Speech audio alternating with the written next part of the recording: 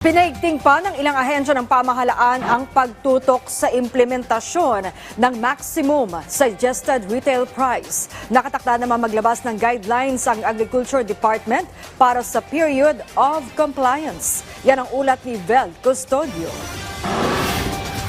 Nag-ikot ang mga opisyal mula sa Department of Agriculture at Department of Trade and Industry para magsagawa ng special price and supply monitoring sa mga pangunahing bilihin sa Trabaho Market, Sampaloc, Manila.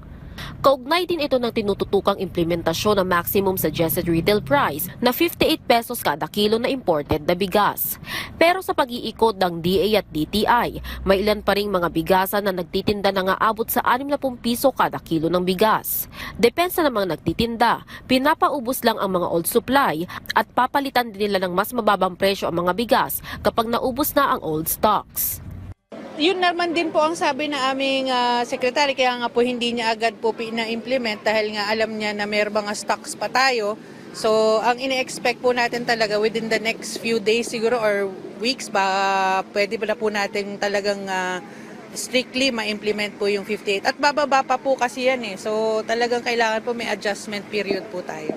We'll give them enough time to renegotiate yung kanilang mga stocks na ngayon at saka doon sa kanilang supplier, but eventually in 2 weeks time we will have another round.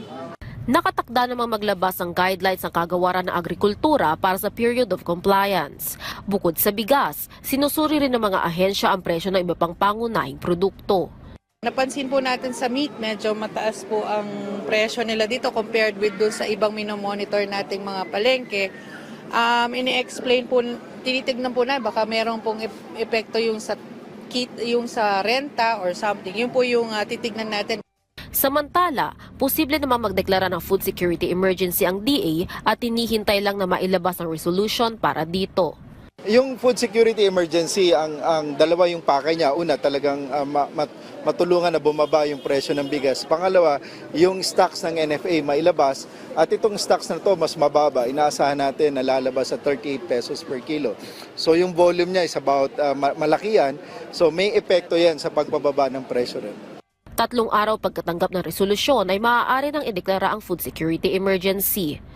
We're checking it now kasi we also have to give time sa DA, due diligence para sa review at as pronounced by the Secretary, pag na-review na mabuti, then he will make the necessary action as soon as possible.